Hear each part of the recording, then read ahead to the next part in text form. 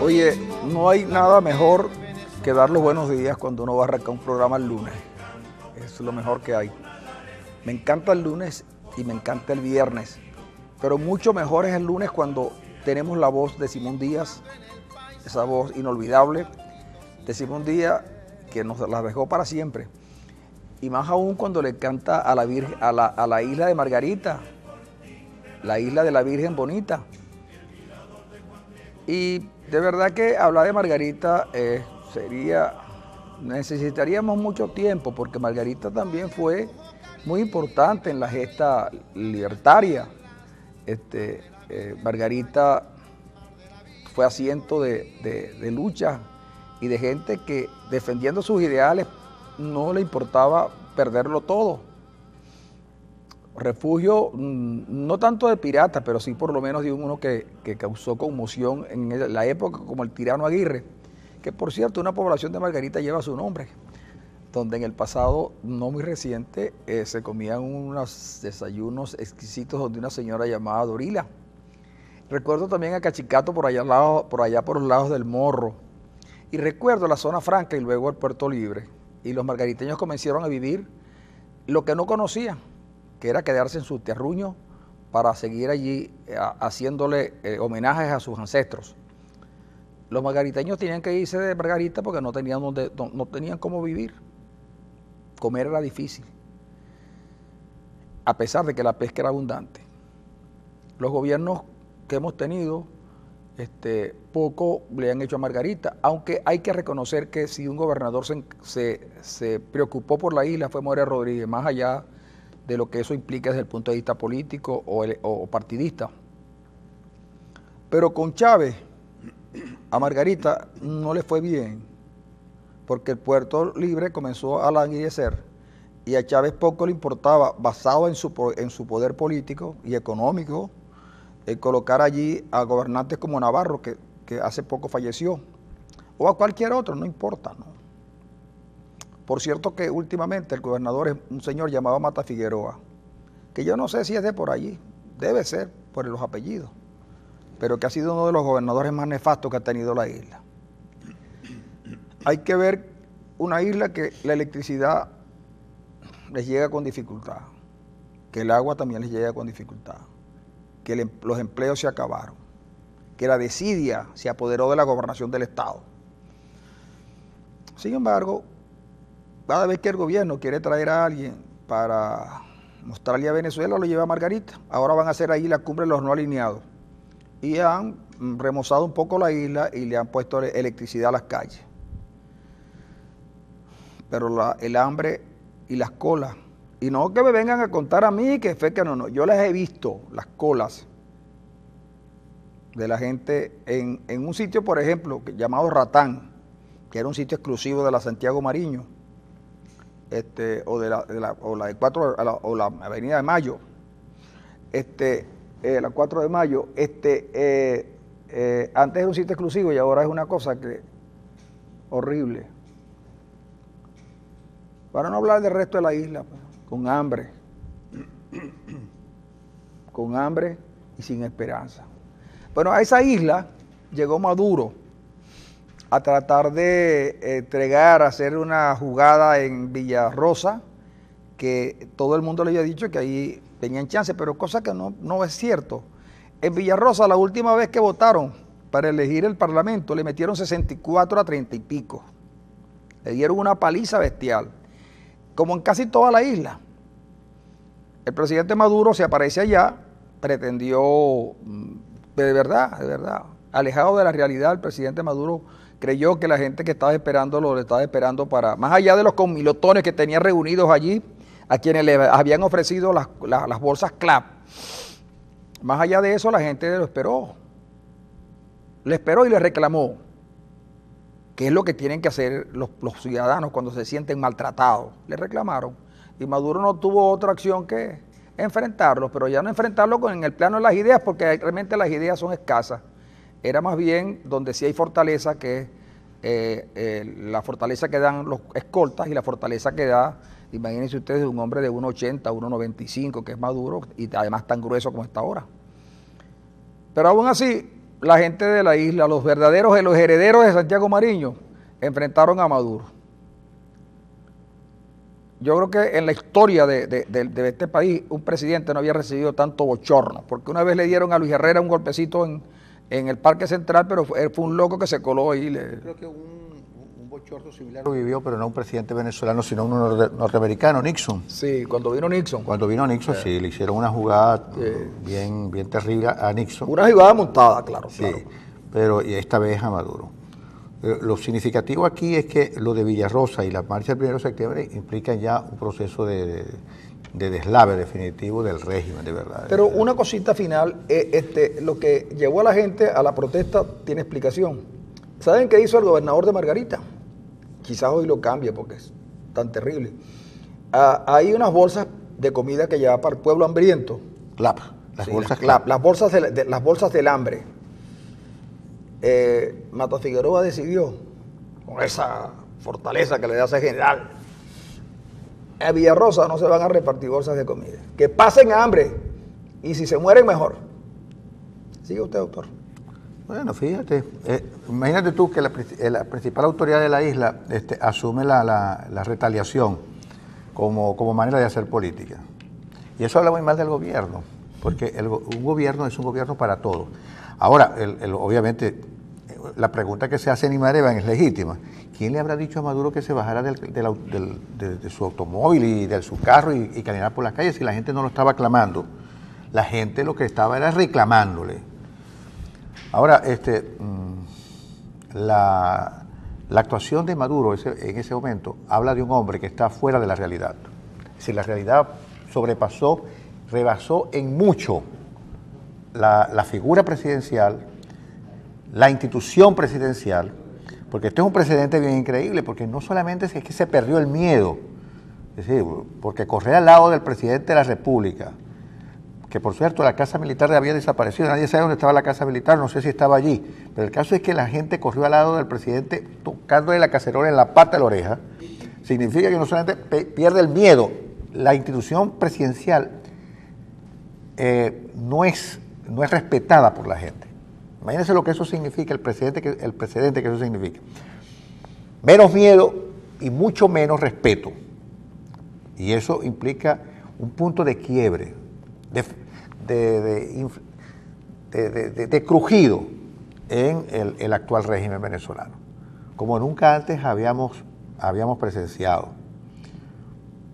Ni siquiera en el 92, en el peor momento de la democracia venezolana, que fue el 92, de la democracia representativa venezolana, se había visto semejante cuestión, de que un presidente fuese cuestionado de manera masiva, de manera espontánea por una población, que pudo haber terminado en una verdadera tragedia. Quizás. Pudo haber tenido una verdadera tragedia si el cuerpo de seguridad que acompaña al presidente, si los famosos anillos que acompañan al presidente hubiesen arremetido con la misma violencia con la que se dice y se menciona y se rumora que accionó el presidente contra la señora que le estaba tocando la cacerola en la pata de la oreja. Así que yo creo que es una lectura que tiene que hacer el gobierno. No, fíjate tú, por ejemplo, que luego de todo eso, hay unos cuantos detenidos allí en Villarrosa, algunos los pusieron en libertad, otros tienen que presentarse al tribunal hoy, pero a quien se hicieron preso fue a Braulio Jatar. Braulio Jatar tiene un blog en Margarita, Braulio Reporte Jatar, Confidencial, Reporte Confidencial. Todo el mundo sabe de Braulio Jatar, lo conocen, su papá fue un dirigente político importante, Braulio Jatar Dotti. Y bueno, es abogado, está en Margarita, y entonces Braulio Jatar iba de su casa para el programa de radio que tiene, pero Braulio Jatar parece que según lo dice el gobierno, tiene veleidades de ser algo así como un mensajero de un camión blindado de los panamericanos de protección, digo yo, porque andaba con tal cantidad de dinero en dólares y monedas extranjeras. En el carro. Sí, para ir de su casa a la radio.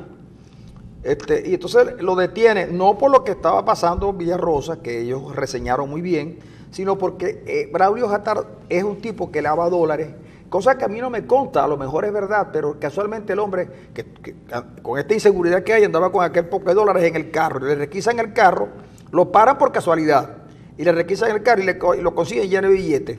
Y entonces, por supuesto, lo van a acusar de lavador de dinero y un poco que esa de esa. Es que uno anda con 1.000 bolívares y no se quiere bajar del carro. Bueno, entonces resulta que a Blasio Gatar al principio no se sabía dónde lo tenía, pero sí está preso y lo van a interpelar. Y a Goicoechea también lo tienen preso porque supuestamente andaba con unos cordones explosivos. Y un Melo.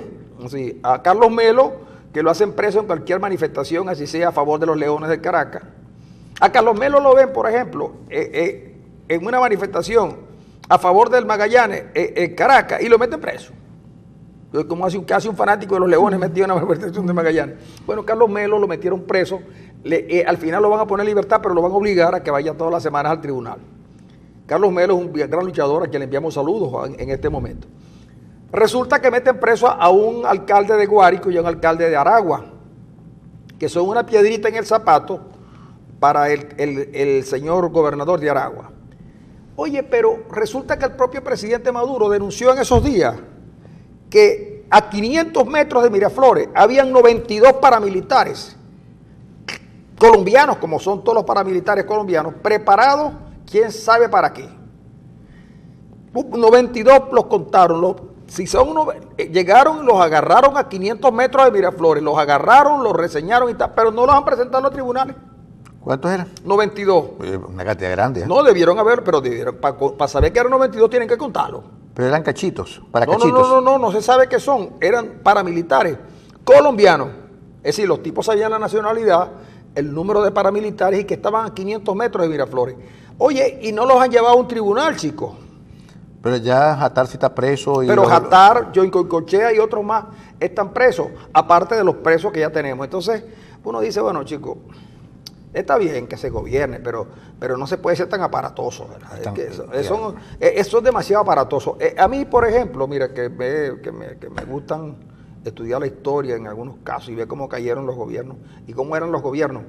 Había un gobernador, un presidente, un primer ministro alemán oriental, Honecker, que a mí me dicen que lo conocieron, que era un tipo muy brutísimo. Bueno, Honecker tenía por lo menos una idea de cómo gobernar, pues, o sea, la apariencia, pues. La formalidad. En Venezuela se perdió la formalidad del poder, chicos. Y solo queda el control de las instituciones. Si no fuese por eso, este país estuviera en una anarquía total. Ahora fíjate, claro, pero la crisis que es realmente profunda, puede terminar con la ruptura de esos aparatos y la gente. Es decir, mira, uno observa, nada más como observador, que el Ministerio Público tiene menos presencia hoy, por lo menos verbalizada, que hace 5 o 6 meses.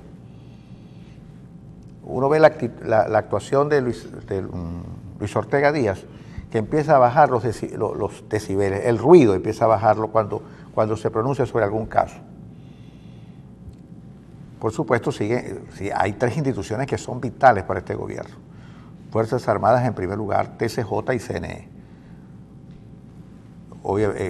Que son los pilares sobre el que se sostiene el presidente Maduro. Ahora, obviamente las crisis terminan rompiendo la unidad del aparato del Estado, históricamente está demostrado así. Y esta crisis es de tal envergadura que va a terminar rompiendo la unidad que hasta ahora parece monolítica en torno a esos tres aparatos, que son aparatos de ejercicio de la violencia. Es decir, tanto el TCJ, que trata de judicializar la política, la Fuerza Armada, que le ha brindado un apoyo, por lo menos su cúpula, al presidente Maduro, y el CNE, que su actuación es indecorosa por todas partes, va a terminar rota su estructura interna, estoy seguro, porque esto es una crisis que es inmanejable y que ya el presidente ha demostrado que no tiene competencia para poder manejarla. Es más, él debe ser la piedra en el zapato, no solamente para todo el país, sino fundamentalmente para la propia cúpula que maneja. Ya es insostenible. Probablemente le pueden estar diciendo, señor, mire, Nicolás, tienes que irte, hermano, porque así no se puede, vamos a perderlo todo. Es que yo creo que a la larga privó en el partido la insensatez. ¿Por qué? Porque, claro, cuando tú no te sientes suficientemente capacitado como para arrancar haciendo política, tú dices, bueno, yo me la voy a jugar todo, porque aquí lo que sale es un enfrentamiento de la derecha contra la izquierda somos nosotros, tenemos poder de fuego, tenemos todo, y lo que tenemos que hacer es convertir a la oposición en una oposición violenta, venderle al mundo que son violentos, y por la violencia de ellos nosotros radicalizar y profundizar la revolución y tal, para podernos quedar en el poder. En el fondo no hay revolución ni nada, en el fondo lo que hay es un interés que quedarse, un interés hasta malsano de quedarse en el poder. Pero ¿qué pasa? A pesar de que las posiciones de tolerancia y de esquivar son poco entendidas por sectores de oposición, porque que quieren el enfrentamiento cuerpo a cuerpo, porque claro, cuando se trata de los cuerpos de otro, la oposición, si un éxito ha tenido, ha sido en esquivar. Dicen unos conocedores de la cuestión que esquivar es el arte de la política, que no es el de confrontar. Quien más confronta no es el que gana, y si gana, gana en condiciones precarias, mientras que cuando tú esquivas, tienes ventaja. Bueno, la oposición ha tenido la habilidad de esquivar las embestidas del gobierno a todo nivel. Si no, analicen lo siguiente: vamos a cerrar a cal y canto Caracas para que no entre ni salga nadie. Eso no lo dijo un opositor. Tampoco un opositor dijo va a haber muertos. Tampoco un opositor dijo que por su madre, a él lo mataban, su madre santa, si desinstalaban la revolución. Quien estaba hablando del lenguaje violento era el gobierno, mientras la oposición les hacía creer que la gente iba a llegar de los autobuses y se iba a bajar en la avenida Río de Janeiro, en la avenida Bolívar y en la avenida Francisco de Miranda. Pues no, le inventaron mecanismos alternos para llegar tranquilamente y no pudieron pararlos. Pararon en la carretera unos cuantos y los dejaban pasar graneaditos, pero eso no era el fuerte era la manifestación de Caracas, sobre todo la que salió del oeste. Al punto que si no es por esas cosas que querían hacer parecer como éxito, lo que no fue, dice, mira, la avenida Bolívar daba lástima la avenida Bolívar, lo poquito que reunieron allí, para hacer un discurso que no tuvo fundamento. Cuando tú veías que la oposición se estaba moviendo por todo Caracas con seguridad y con facilidad, bueno, porque no se podía controlar a la gente. Y los amigos que estaban dispuestos a echar para adelante no fueron, porque cómo se van a enfrentar a un pueblo que lo que quiere es que le convoquen un revocatorio. Esa es la verdad. Ahora, ¿qué es lo que dicen? Fue tanto el fracaso que tiraron un cacerolazo. No, porque ustedes querían que no tiraran un cacerolazo. Ustedes lo que estaban esperando era que la gente... ¿Una confrontación? Claro, les molestó lo del cacerolazo y les molestó que fuera un poco antes.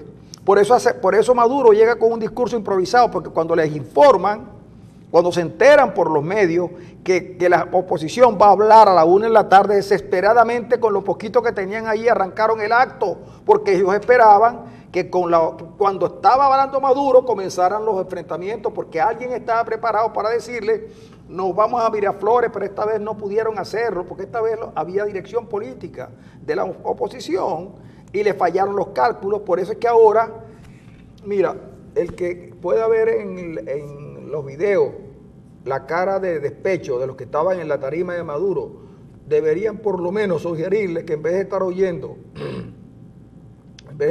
ese himno feo que tenían allí, debían estar oyendo a Felipe Pirela, a Julio Jaramillo, a Lilia Morillo con sus mejores canciones de despecho, porque allá había despecho. Entonces, nosotros ganamos porque fuimos propulsores ganó la paz. Entonces uno dice, bueno, es verdad, yo me acuerdo que cuando había un compañero de nosotros en la juventud, de un partido donde yo militaba, yo no voy a decir el nombre, pero él estaba pendiente de nosotros hoy,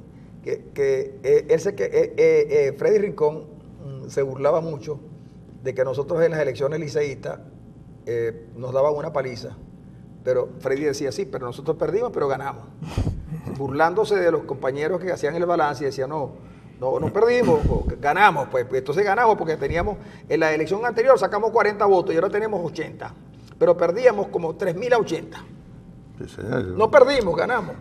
Esa es la lógica del gobierno hoy. Ahora, yo te pregunto una pregunta que se hacen algunos comentaristas en la prensa.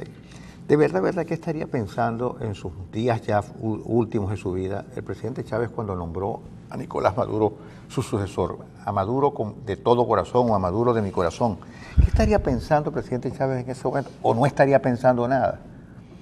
Estaría actuando casi por reflejo ya en los últimos momentos. Y yo te voy a decir otra cosita. ¿Qué estaría pensando el presidente Chávez? Es una buena pregunta. Excelente pregunta que solo podría responder él. Pero ¿por qué no pensó en otro? Es la otra pregunta. Claro, pero te digo, ¿qué pasó por su cabeza cuando dijo a Maduro de mi corazón? Porque, oye, el gran descalabro del chavismo es todo el modelo, claro, pero finalmente es que el presidente estuvo desacertado permanentemente. Sí, señor. ¿Ah? Amigos, con esto último nos vamos a ir a una pausa y ya regresamos con ustedes en unos instantes. Amigos, seguimos nosotros hoy con nuestra conversación, ahora acompañado de Juan Pablo Guanipa, diputado a la Asamblea Nacional y uno de los dirigentes más importantes de Primera Justicia en el Zulia, pero por encima de todo un hombre del Zulia. Con Guanipa podemos conversar todo lo del Zulia, porque Guanipa es de los que se va a los 24 y los 31 al Pozón, a bailar con los másteres. Pues bien, amigos, pero quiero antes... No tanto, pero te han visto bailar. Mire, oye, saludamos a los amigos que desde el exterior nos están siguiendo en Periscope, sobre todo en Italia, donde están bastante pendientes de nosotros. Y esperando las recetas tuyas de la salsa napolitana. La salsa napolitana y también felicitando a Gabriel Gutiérrez, que está en la ciudad de Miami cumpliendo años hoy. Y por supuesto, a él le encantan las tortas tres leches y las de capitas. Que allá también las hacen, pero ¿sí? Allá también las hacen, pero con Nutella. Divinas. Bueno, amigos, después de saludar y de felicitar a Gabriel Gutiérrez, vamos a entrar a conversar con Juan Pablo Guanipa sobre cómo fueron las peripecias que vivieron los zulianos que iban a la toma de Caracas. Y como él estuvo allí, y sabemos que estuvo allí porque todo el tiempo estuvo pendiente de informarle a la gente cómo iba la cosa. Cuéntanos a nosotros acá qué fue lo que realmente pasó. Miren, lo primero es que está claro que en el artículo 50 de la Constitución está el derecho al libre tránsito. Y yo creo que es algo que debemos reivindicar, porque no puede ser posible que un gobernante previamente a una manifestación diga: yo no voy a permitir que la gente entre a Caracas. Y salga. Exactamente, que ni entre ni salga. Estado de sitio, nadie se puede mover de Caracas. Pero además de eso, varios gobernadores, entre ellos León Heredia, el de Yaracuy, también advertía: por mi estado no va a pasar nadie que vaya a Caracas, no lo vamos a permitir. Entonces, eso es lo primero, que hay una violación flagrante a un derecho que es el libre tránsito. Nosotros nos concentramos a las 7 de la mañana en la sede de Primera Justicia para ir recibiendo gente de Maracaibo que iba para la concentración. También estaba gente de otros municipios del estado organizándose para eso. A las 8:30, 9, nos fuimos para la Basílica de Nuestra Señora de Chiquinquirá y recibimos la bendición de nada más y nada menos que el padre Eleuterio Cueva. Nos encomendamos a la Chinita, a Papá Dios, y salimos. A las 10 de la mañana más o menos estábamos pasando el puente sobre el lago. Bueno, no, estábamos en la cabecera del puente. Allí se presentó el primer problema. Fueron cerca de 2 horas para revisión de documentos.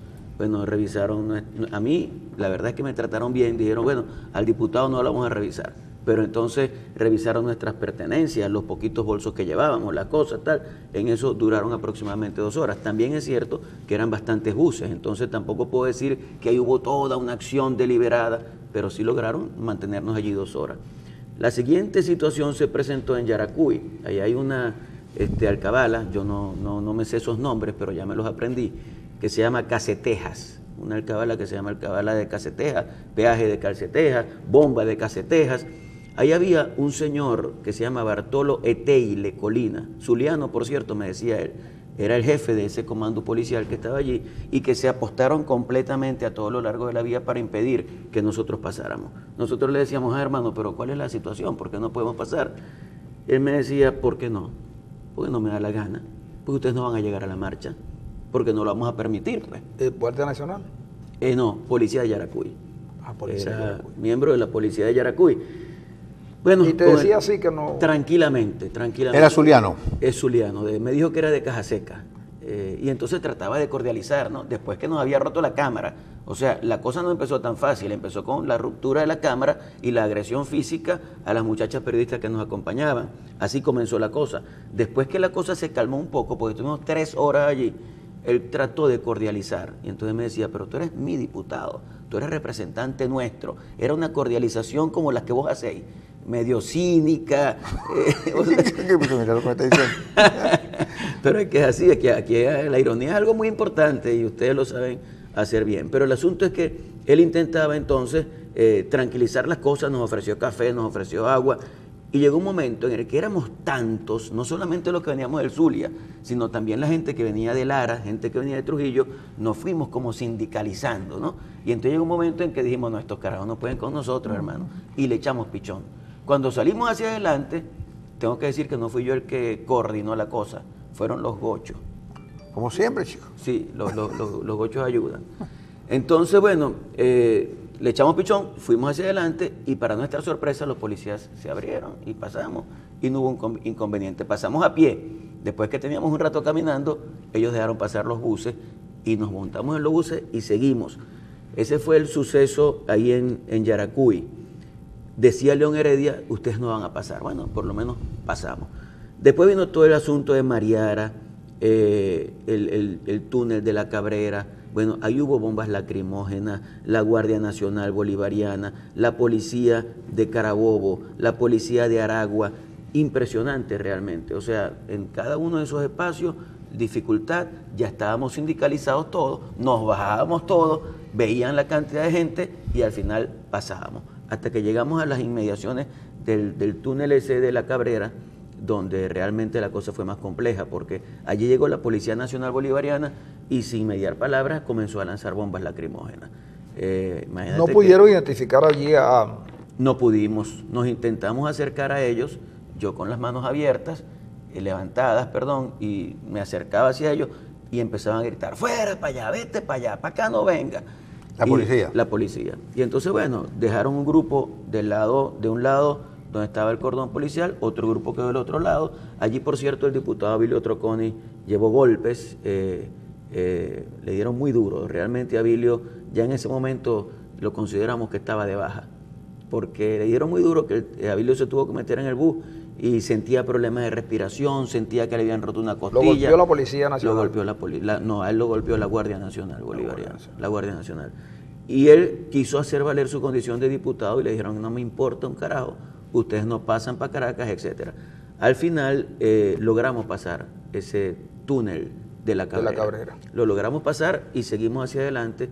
Ya habíamos tenido entonces la agresión de la policía de Yaracuy, de la policía de Carabobo, de la policía de Aragua y también de la Guardia Nacional Bolivariana y de la Policía Nacional Bolivariana.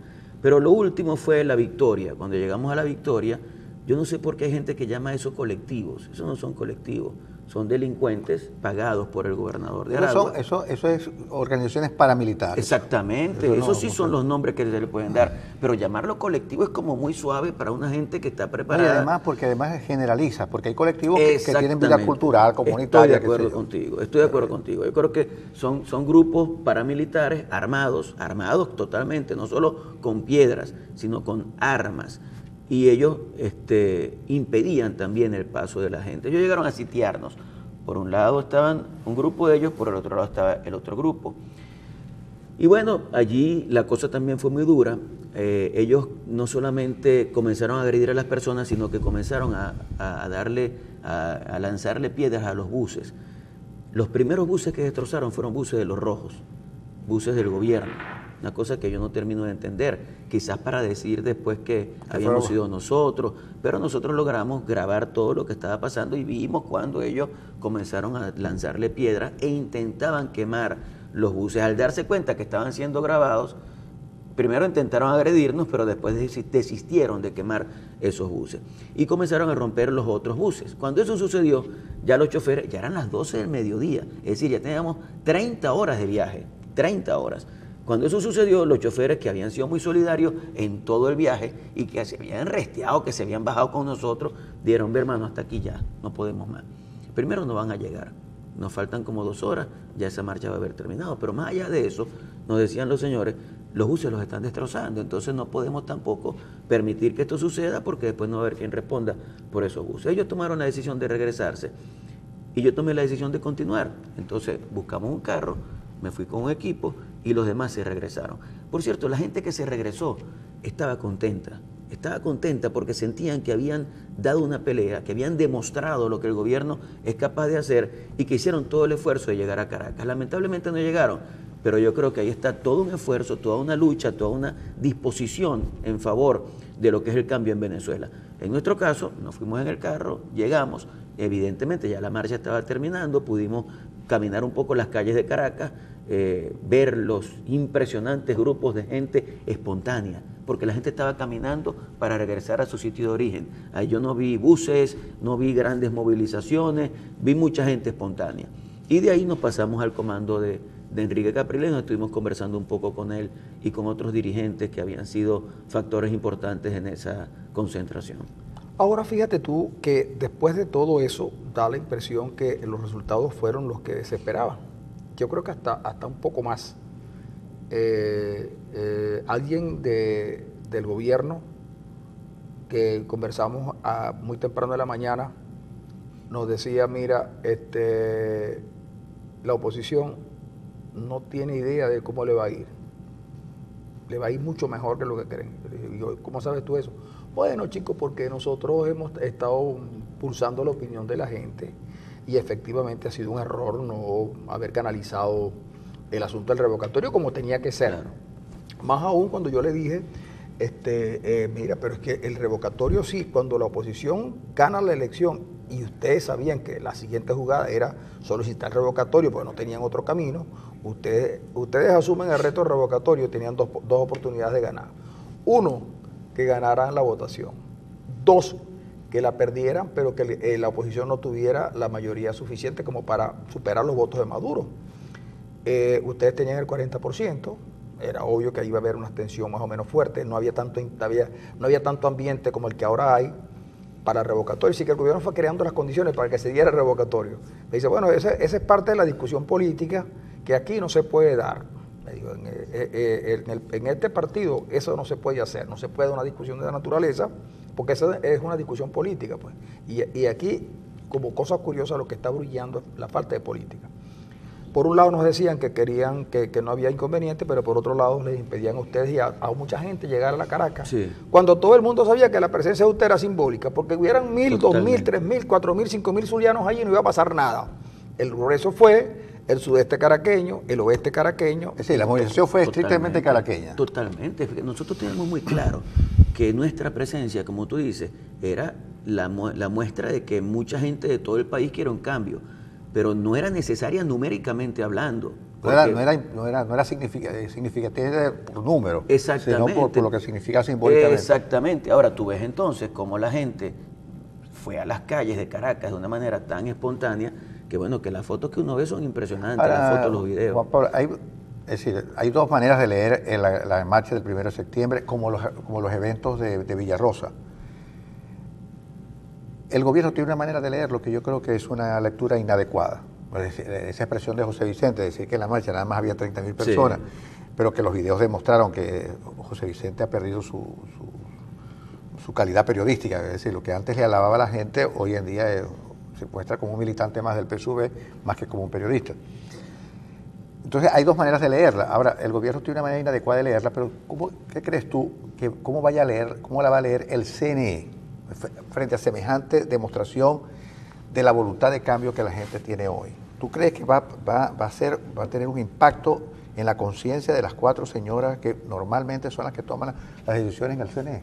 Mira, yo creo que el problema es que ellas no son las que toman las decisiones. Se las toman afuera. Reciben órdenes del presidente de la República, del alto mando del PSUV, y en función de eso actúan, pero evidentemente que están recibiendo una presión popular sumamente fuerte. Ahora, lo importante no es quedarse en esa concentración, porque esa concentración, sin duda alguna, tiene que generar alguna reacción en el Consejo Nacional Electoral, pero no puede ser... Por sí sola no va, no. Exactamente, por sí sola no, hay que hacer otras cosas. Por eso tenemos todo un plan. Ese plan continúa este miércoles. El miércoles son 6 horas de concentración en todas las capitales del país frente a las oficinas del Consejo Nacional Electoral. Y en Caracas también, por supuesto. En Caracas entiendo que no.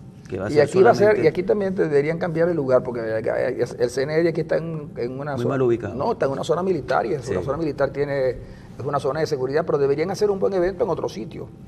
Bueno, eso lo estamos discutiendo, hay una reunión en la mañana para eso. Que no sea la Plaza de la República. Que no, pero hacer una concentración en algún lugar y con alguna representación teatral, presentar a las señoras del CNE. Yo no voy a proponer que sean las señoras de Maracaibo, eso está muy ya, pero por lo menos una señora, a mí se me ocurriría que el evento tuviera una tarima donde estuvieran unas señoras, las 4 señoras del CNE recibiendo el papel y eso. Pues esa es parte también de la cosa, ¿no? Porque es una buena idea, la plantearemos. Háganlo y la gente va a disfrutar mucho, porque a lo mejor hasta puede haber ahí una representación con recibiendo el papel, alguien que haga de Tibisay y otra de las señoras. No es muy difícil caracterizarlas a ellas, sobre todo porque ellas son mucho más notorias cuando hablan que cuando por su figura, ¿no?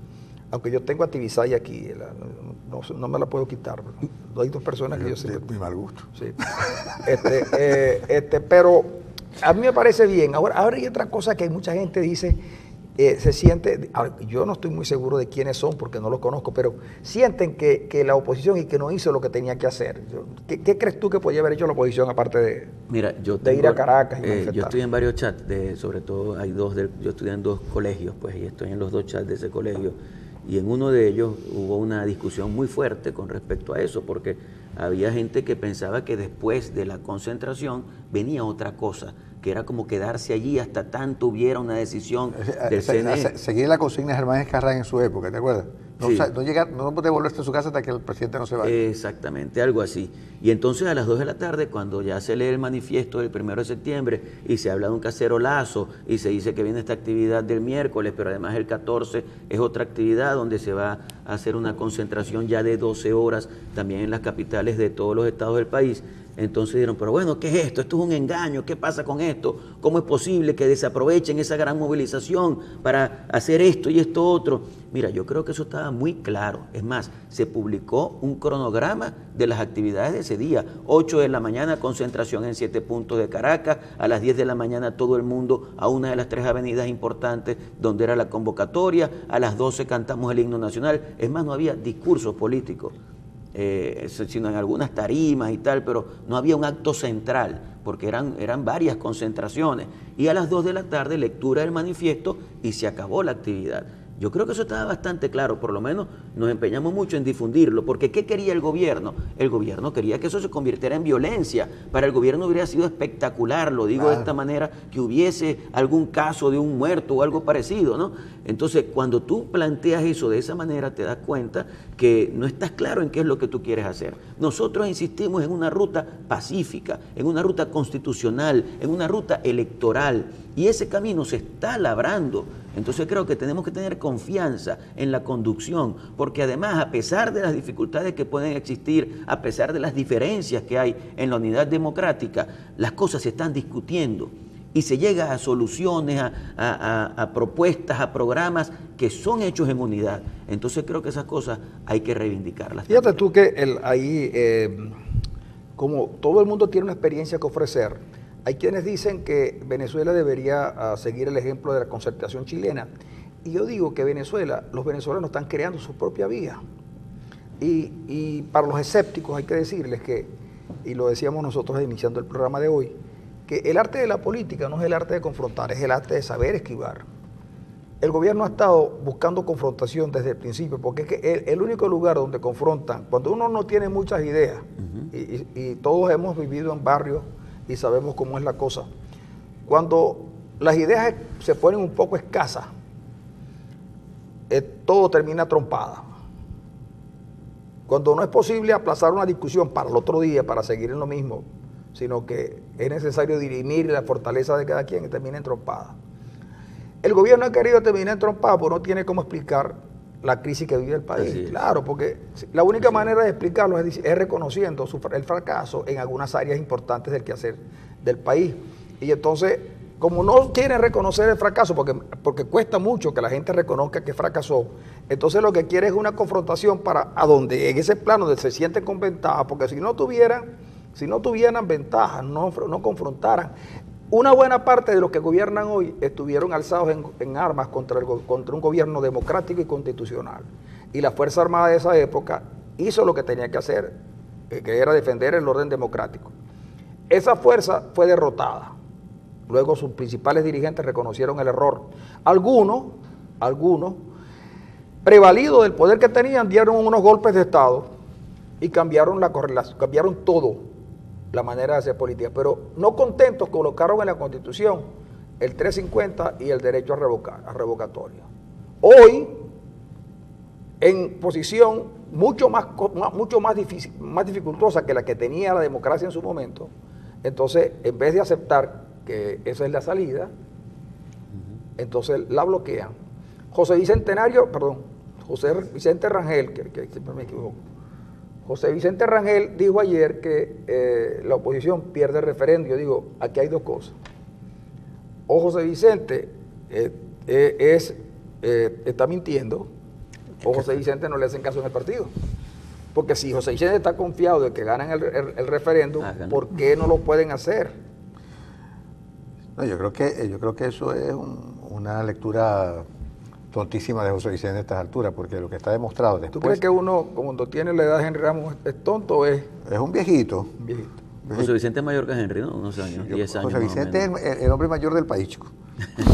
No hay más viejo aquí que José Vicente Rangel. Sí, pero sí queda claro, hermanos, que ellos tenían la intención de que hubiese conflicto y nosotros hicimos todo lo posible para que no lo hubiera. Mientras tanto, en el discurso de ellos estaba la idea de que los violentos éramos nosotros. Fíjense ustedes cómo son las cosas. Bueno, eso quedó ¿no? totalmente desmantelado. Exactamente. Ese argumento quedó totalmente desmantelado. Hay un caso que yo creo que es emblemático, porque de los 7 puntos que habían escogido en Caracas para esa concentración a las 8 de la mañana, uno era la Plaza Venezuela. Se anunció completamente, se dijo cuáles eran, e inmediatamente Diosdado Cabello hizo una convocatoria para la Plaza Venezuela. ¿Qué podíamos hacer nosotros? Mira, nosotros fuimos los primeros en convocar. ¿Y qué hicimos nosotros? Dijimos, señores, vamos a cambiar el punto de Plaza Venezuela a la Avenida Libertador, de manera que no haya confrontación. Evitamos la confrontación. Ellos querían hacer la confrontación. Porque en la confrontación siempre han ganado, porque utilizan los aparatos represivos, utilizan las organizaciones paramilitares, y encima de eso inventan un relato donde los muertos siempre son de ellos y los que disparan son los de la oposición. Ellos son víctimas. Exactamente. Victimarios convertidos en víctimas. Por cierto que ahora que estamos conversando aquí, lo único que no le he traído café a Juan Carlos, a Juan Pablo ni a nosotros tampoco, pero no importa, conversamos. ¿Ya vos tomaste café? Sí, pero esta conversación no fluye si no hay café. Entonces, Diosdado Cabello creo que dijo ayer o anteayer, no importa si vamos un poco hacia adelante o hacia atrás, que el único líder de verdad serio del país era Manuel Rosales, el único líder democrático de la oposición. Esa es una situación compleja. Que Diosdado diga eso no es bueno para Manuel. Yo no sé cuál es su intención, me imagino que su intención es dividir a la unidad democrática, entonces generar la idea de que hay gente dentro de la unidad que está entendiéndose con el gobierno y que eso genere dificultades adentro. No lo va a lograr. Ahora, la gran frase en ese sentido es la que dijo Giordani hace meses, dijo, en el gobierno hay un vacío de liderazgo, porque eso sí es lo que se nota, ¿no? Sí, indudablemente. Maduro no es el líder. No, mira, y después de lo que pasó en Villarrosa, una vez que desaparece Chávez, chico, yo lo venía diciendo desde hace mucho tiempo, una vez que desaparezca Chávez, por los propios errores de Chávez, no es porque entre la gente y el régimen no hay absolutamente nada. Estaba Chávez nada más. Desaparece Chávez y no queda absolutamente, no hay mediación por parte del gobierno que recoge el sentido y el sentimiento de la gente. Y Maduro lo que recoge son animadversión, el rechazo. El rechazo de Maduro debe ser uno de los más grandes que se registran en la historia del país. Sí. 80% de la población. Entonces, esa aseveración de José Vicente de que la oposición no puede ganar el referéndum revocatorio es una mentira, porque si el 80% se moviliza el 70% y la paliza es enorme. Claro. Entonces, mira, nosotros estamos preparados para ese revocatorio. Toda la unidad democrática está activa en ese sentido, no solamente desde la perspectiva de la movilización de la gente. Y aún cuando le den 3 días, pero ustedes tienen que pedir para que les den algunas condiciones, porque si les ponen a firmar solamente en las capitales de estado, o si les proponen que solamente que tiene que ser 20% por cada estado, o si les proponen o si las máquinas no funcionan y si son 7, o sea, el gobierno no quiere el revocatorio, pero es peor. Con el revocatorio el gobierno gana. Estuvimos con Juan Pablo Guanipa conversando sobre estos temas de la política venezolana. Ya habíamos pasado un poco por lo que pasó en Margarita y estábamos moviendo la cuestión de qué es lo que el gobierno quiere de verdad hacer creer que pasó una cosa que realmente no pasó. Hay una movilización en Margarita supuestamente que comienza a las 5 de la mañana, o comenzó a las 5 de la mañana, de movilizar gente hacia Villarrosa para... gente del oficialismo. Oficialismo, sí, del oficialismo. Sí. Lo vi. Ahora, lo que ustedes conversaban, yo creo que es totalmente válido. Si tú eres un movimiento democrático, tú tienes que saber que tú ganas y pierdes elecciones. Y que tú al perder una elección te puedes reorganizar, recomponer tu fuerza para seguir adelante. Yo creo que ese es el juego también de la política. ¿Qué es lo que piensan estos señores? Ellos tienen que mandar continuamente hasta que la muerte los separe del cargo. Lo que pasa es que esto no es un gobierno. Yo creo que una de gran parte de los errores antiguos que la oposición cometió es pensar que estaba enfrentándose a un gobierno y no a un régimen. Este es un régimen y los regímenes son refundadores del país, y aquí se ha refundado de una u otra manera el país. Sí. El problema es que nos dejaron en el limbo porque se destruyó lo que había y no se pudo construir nada alternativo. Entonces estamos en el peor de los escenarios. Totalmente, con un país desinstitucionalizado. Exactamente, entonces hay que reinstitucionalizar el país, hay que hacer un gran acuerdo, incluyendo a los sectores chavistas, es decir, que puedan acompañar a un proceso de transición en paz, democrático, electoral, y que se respete la Constitución. Que los hay, ¿no? Y claro que debe haberlos. Sí los hay. Debe haberlos. El problema es que... tú sabes, están amordazados, no pueden hablar. Sí, el problema es que cuando la gente se inscribe y se instala en estos cepos ideológicos, a veces es difícil, ¿oíste? Sí.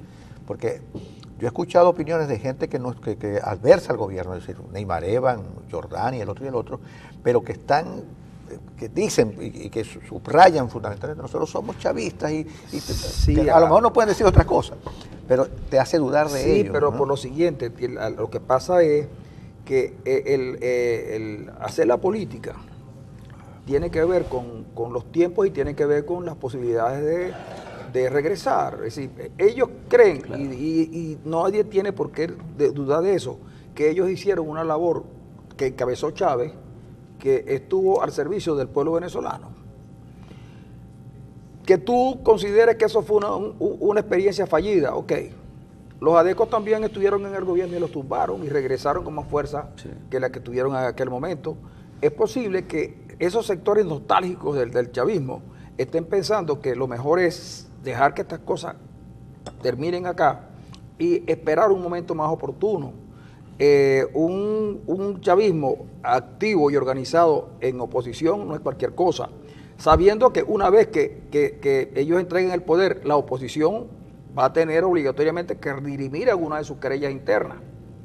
Mira que el mismo día de la elección, el mismo día del acto, habiéndose acordado que no habían discursos y cosas de esas, la gente dijo, mira, no dejaron hablar a Capriles y a la señora Tintori no la esperaron, había que esperar a la señora Tintori, que sí, cosas que uno dice, pero estas son cosas de niños, sí, donde los objetivos estratégicos se pierde de vista, y además con un detalle, no todos los que ayer fungieron de dirigentes lo van a seguir siendo en el futuro, porque en la competencia surgirán otros líderes, y obviamente nosotros lo que queremos es que haya esta habilidad y que uno tenga la oportunidad de sacar a un gobernante cuando no lo hace bien. Eso lo hacíamos antes. Totalmente. Ahora, ¿por qué tiene que ser ahora diferente? ¿Por qué tienen que estar toda la vida?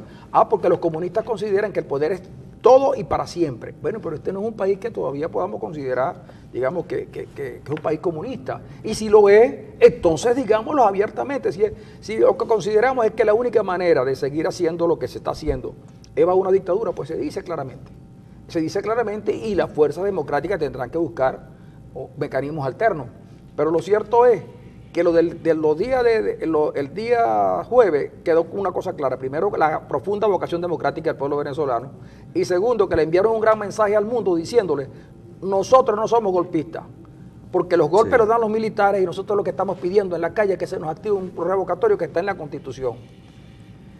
Pero mira, yo diría que todo esto tiene que servir de mucho aprendizaje para todos, para hoy y para el futuro. Yo lo conversaba en ese chat de mis amigos del colegio, ¿no?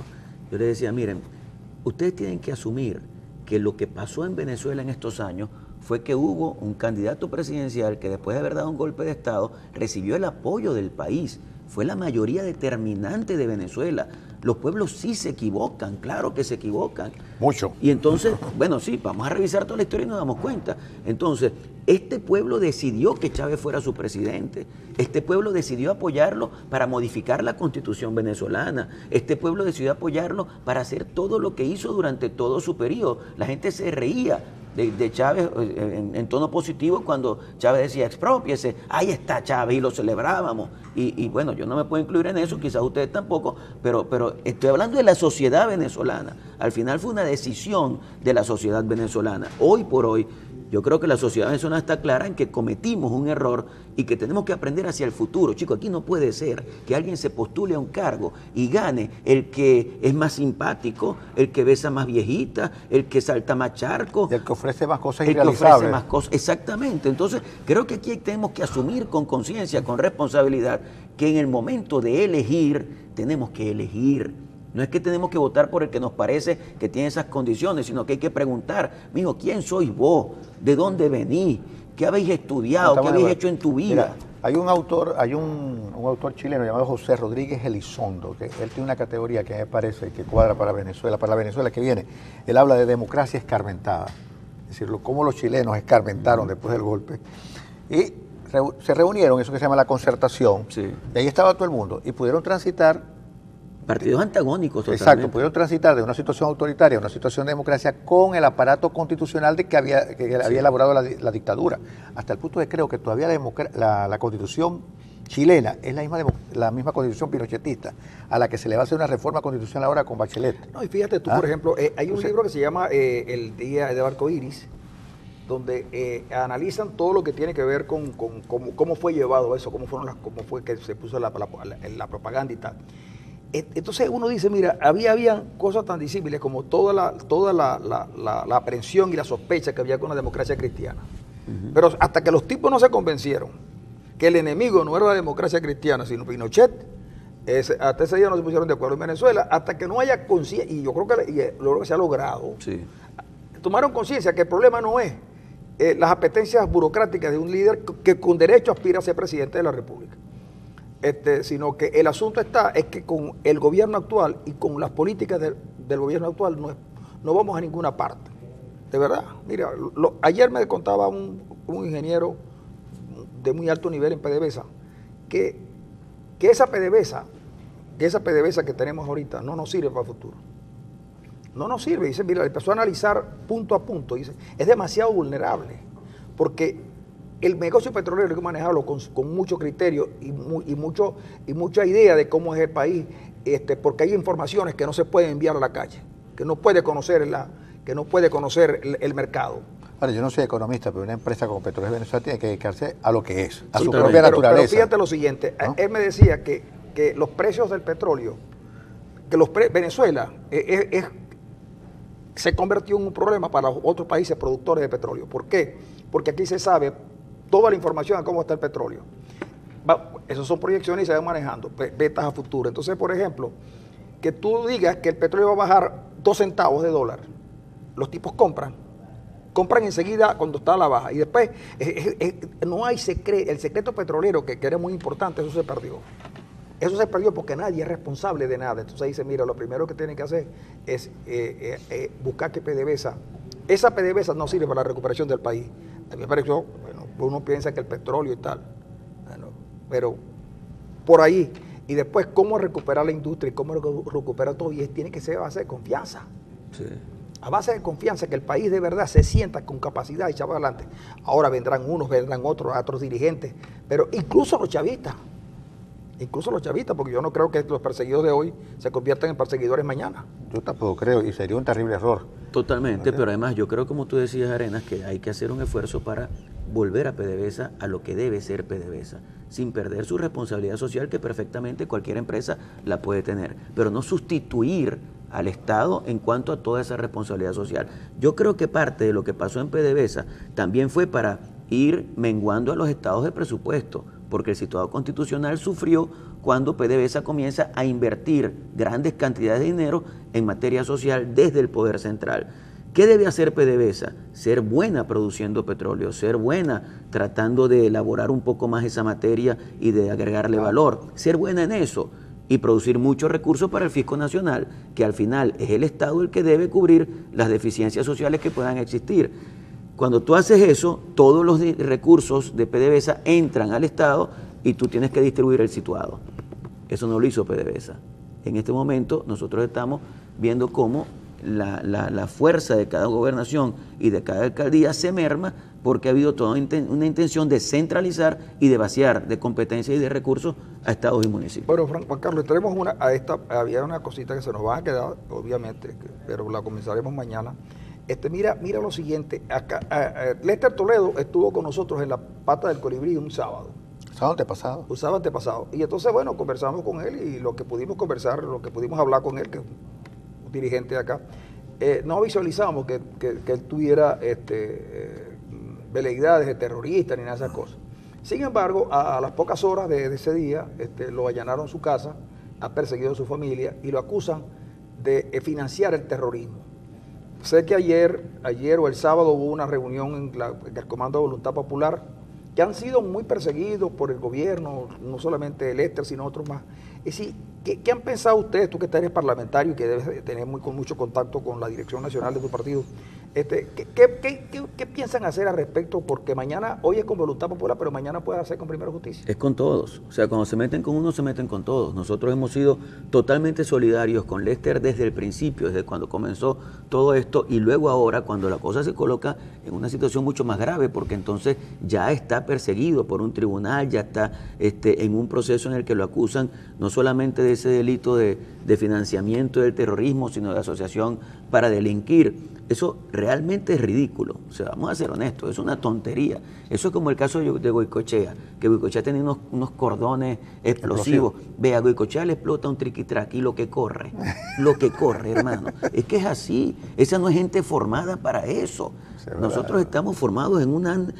Es lo que nos pasó a nosotros en Maracay, allá en La Victoria. O sea, ¿cómo confrontar con una gente que está preparada con armas y tú desarmado para agredirte? ¿Qué vas a hacer? Sí, aquí voy yo a inmolarme. Sí. No, hermano, vamos a echarnos un poquito para atrás. Nosotros no estamos formados para eso. No, y no solamente con disposición de dispararte. Exactamente. El coronel ese Zuliano Colina, ¿cómo se llama? Plaulio. Bartolo. Bartolo Steyler Colina tenía ganas de disparar ese día, el policía. Yo le decía, tú nos vas a agredir, tú vas a intentar. Él quería, pero no le dieron la oportunidad a Bartolo de hacerlo. Bueno, Bartolo, en otra oportunidad será. Ya esta no te fue posible. Tú sabes que Benny Moré se llama Bartolo. Sí, Bartolo. Se llama Bartolo. Entonces le dijeron, mira, no te puedes llamar Bartolo, porque Bartolo le dicen aquí a los bobos, a los tontos. Entonces fue cuando vino el origen de Benny. Sí. Vamos a ponerle a Bartolo, Benny, chico. Benny, sí, es verdad que... Pero fíjate tú, empieza la persecución con Toledo, pero no solamente es la persecución. Lo que llama la atención es que si Toledo es un delincuente, como el gobierno dice, como dice el general Reverol, que por cierto, el general Reverol también hace ayer unas declaraciones bastante interesantes y le vamos a ver si podemos un chancecito. Sí, Reverol criminaliza a Lester Toledo, pero ok, es Toledo el delincuente, pero él tiene su mujer, su esposa y un muchachito. Una niña, y entonces, bueno, él está en su casa y tiene su familia. Entonces la señora, aterrada por lo que está ocurriendo, aterrorizada por lo que está ocurriendo, se va a una familiar y allá también llega el SEBIN. Sí. Yo digo, los señores del SEBIN no, tienen que ser venezolanos y seres humanos. Y además gente inteligente, porque para hacer inteligencia hay que ser inteligente. Van entonces ¿qué es lo que quieren? Es decir, maltratar a la familia de Toledo para que Toledo sufra. Vamos a hacer sufrir a Toledo no lo vamos a hacer pagar por el delito, sino nos vamos a vengar en Toledo. Oye, en su familia. Y en su familia, de un muchachito. Esas son cosas, mire, esa crueldad no es propia del venezolano. Esa crueldad fue lo que hizo que Pedro Estrada, que era un hombre inteligente y culto, se tuviera que ir de Venezuela y no regresara nunca más. Fíjate el término, ahora que tú introduces el término crueldad, porque está bien, mira, yo puedo ser incapaz, ineficiente. Puede ser que haya perdido el sentido de la realidad del país y que esté navegando en otras cosas. Pero no tengo por qué ser cruel, chico. En el caso particular de este gobierno, es que además, humanamente, es de una crueldad increíble. Totalmente. Como nunca antes habíamos visto en ningún gobierno venezolano. Falta de respeto a la dignidad de las personas, es impresionante. Yo tuve como amigo al que aprecié en vida y al que aprecié además, que le debo mucho, a Ricardo Gutiérrez, que fue vicepresidente de la Asamblea Nacional, que fue chavista y que después se salió del chavismo. Nosotros estuvimos juntos estudiando en México. ¿Él se murió? Él murió. Ricardo Gutiérrez murió. Pero murió recientemente. No, murió hace como 2 o 3 años, ¿verdad, Francisco? Él me decía que él en los años 60, él fue capturado. Una volada que la izquierda estaba metida en aquel entonces.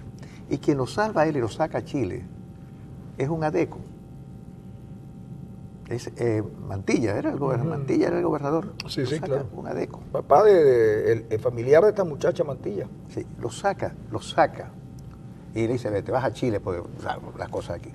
Es quien lo saca, porque obviamente, pero en este particular caso, la crueldad se suma a todos los antivalores de buen gobernante que tiene este régimen. Es una cosa impresionante.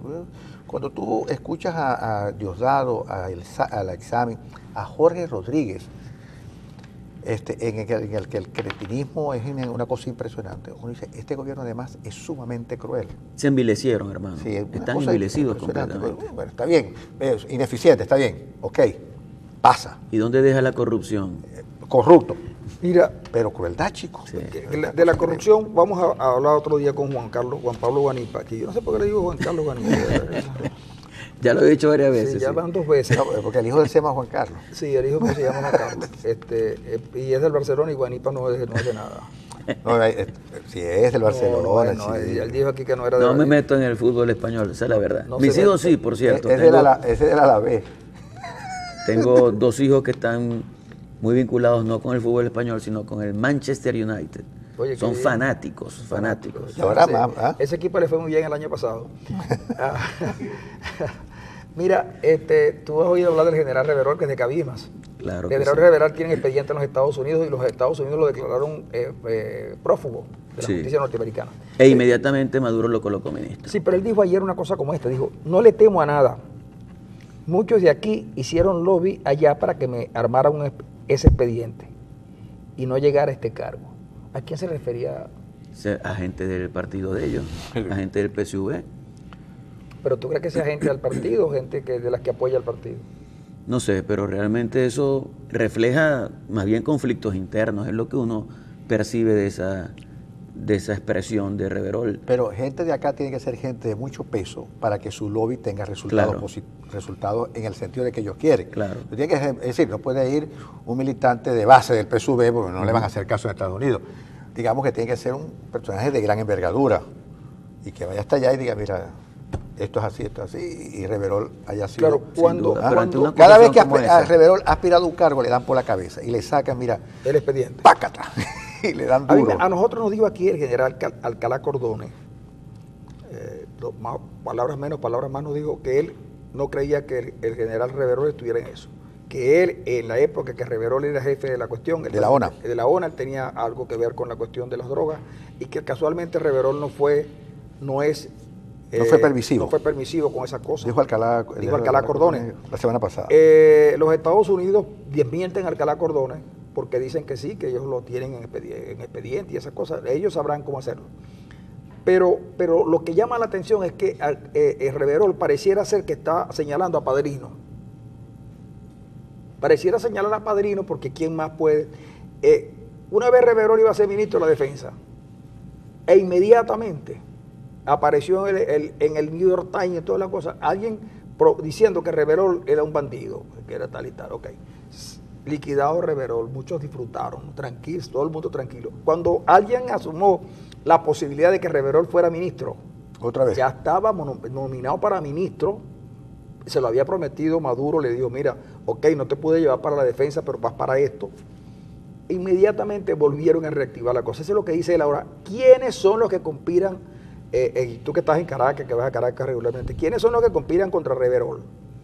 No, mira, yo no puedo decirte que puedo saber cómo es el asunto, pero sí se percibe que es un asunto de juego de poder dentro del gobierno nacional. No diría solo dentro del PSV, sino dentro de toda la estructura del gobierno nacional. Yo lo que creo es que con acusaciones como esa, el presidente y el gobierno en general deben tener cierto cuidado y deben hacer que él asuma su ejercicio del derecho a la defensa y todo lo demás, pero blindarlo a él, guardarlo, es como lo que hizo Dilma con Lula, ¿no? Lula está sometido a una investigación, entonces para cuidarlo lo pongo de ministro. Un momento, hermano. Sí, vamos a ver, o sea, hay unos códigos que tú tienes que respetar. Estamos de acuerdo. Ahora fíjate qué curioso, ¿qué opinas tú? Porque cuando nombraron a Maduro presidente, bueno, lo nombró Chávez, lo designó Chávez, la gente dijo, bueno, el ala civil se impuso al ala militar. Pero mire qué paradoja, resultó que este es un gobierno más militar que un gobierno de tintes realmente. No, y en el que el propio Maduro casi que se dio el poder en padrino. Dijo, bueno, señores, aquí está el padrino para que todo lo que él ordene, ustedes lo cumplan. Y bueno, también lo que yo ordene, ¿no? Pero vamos a ir con padrino. Por cierto, que me acaba de llegar un mensaje y me dicen que a Carlos Melo sí debieron haber, que habían razones suficientes para detenerlo. ¿Por qué será? Porque Carlos Melo, cuando Carlos Melo estaba en Caracas, Carlos Melo tiene un carro viejo. Un carro viejo. Y entonces en la maleta del carro tenía una olla. ¿De 9 milímetros? No, una olla esa para hacer mondongo, que son muy grandes, y el gobierno percibe que, que él andaba organizando, debe ser un cacerolazo. Y no, y lo tienen, el expediente aparece el día tal, a la hora tal, de 2:30 de la tarde, en la avenida Francisco de Miranda, fue detenido el ciudadano Carlos Melo con prontuario policial, portando una olla de las llamadas mondongueras. Es posible. Entonces, claro, de ser así, yo creo que Carlos tendría que explicar para dónde llevaba esa olla mondonguera y dónde y quién es el dueño, porque se sabe perfectamente que esa olla mondonguera no era de él. Ahora que tú dices, hablas de la olla mondonguera, hay un refrán venezolano que dice, el que lo pique una culebra, le tiene miedo. A un machorro, ¿será? ¿Le tiene miedo a quién? No. Al que pica una culebra, la manguera. Le tiene miedo a la manguera. Claro. Ahora imagínate, cada vez que le nombren la palabra olla, cacerola. Dios mío. Yo me acuerdo que cuando aquí empezaron la cacerola, había un disco, ¿no? Ah, sí, claro. Disco, entonces uno es lo que tiene que... Yo, por ejemplo, que... Si no querías dañar las ollas. Primero que en mi casa las ollas son de peltre, y si tú le comienzas a la rompes, ¿no? Pues claro, pero son de peltre porque son buenas ollas. Yo todavía tengo ese disco, ese es el que yo pongo. Poníamos el disco y ahora, de verdad que el cacerolazo como que fue muy fuerte. En Margarita. En Margarita. Claro. Están vendiendo un dispositivo para cacerolear, no sé si lo vieron en las redes. Sí, o si lo hay. Sí, yo tengo un CD. Es como un ventilador que da vuelta y va dándole a la Sí, aquí ya lo conocimos. Juan Pablo, ¿cuándo es que va a ser la marcha al CNE? El miércoles. El miércoles. Pero Caracas no está... Entiendo que Caracas no va a participar, que es en todo el interior pero del país. Caracas es el centro, como dicen los caraqueños, no, el interior. O sea, ellos son Caracas y nosotros somos el interior. No, nosotros llevamos por fuera. Superman. ¿Aquí va a ser la concentración dónde? No se sabe. Hasta ahora en el CNE tú estás haciendo una propuesta. Una propuesta que lo hagan en otro lado, porque es que primero es difícil de cubrir, segundo, esa es una zona militar, zona de seguridad, porque allá está el CNE en el Zulia. Claro, para hacer las cosas bien, está bien. Aquí el CNE viste de verde oliva. Sí, no puede ser posible eso. Por eso es que nosotros decimos, nosotros varias veces hemos ido hasta allá y hasta nos metimos para el lago para poder llegar y todo lo demás, pero no puede ser que te pongan como excusa que no puedes pasar porque es una zona militar, sabiendo todos nosotros que el Consejo Nacional Electoral es un espacio civil. Claro. Sí. Bueno, amigos, yo creo que... Pero cada vez más el CNE se inciviliza más. ¿Tú crees? Sí, claro. Bueno, mira, vamos Pero no van a poder. No van a poder. Bueno, Dios quiera que no puedan. No, y que convoquen. Yo le voy a poner la palabra a José Vicente Rangel, que convoquen el referéndum, porque el referéndum lo va a ganar el gobierno. Lo tiene casi seguro, sobre todo en Villarrosa. Lo que pasa es que el gobierno no se dio cuenta que en Villarrosa, cuando en las sucesivas elecciones, la última elección en Villarrosa fue 64-30 y pico. La diferencia. Mira, claro, chico, Maduro perdió con Capriles en Villarrosa. Le dio una paliza a Capriles. Bueno, amigos, con esto último nos tenemos que marchar. Arena se marcha también mañana, va a cumplir algunas actividades académicas en Canadá, algún instituto de investigación. Va a estar por allá 15 días hablándole francés a los canadienses. Por supuesto que no me van a entender. Mañana estará Ronald Rodríguez con nosotros y nosotros despedimos también a Juan Pablo. Muchas gracias, hermano. Y vamos a seguir conversando porque de todo lo que pasa en estos días hay que estar... Hay que hacer un programa dedicado al Zulia, ¿verdad? Porque esta vez hablamos poco del Zulia. Sí. Eso es, amigos, hablamos del Zulia la próxima vez. Nos vamos y ya regresamos. No regresamos, mañana.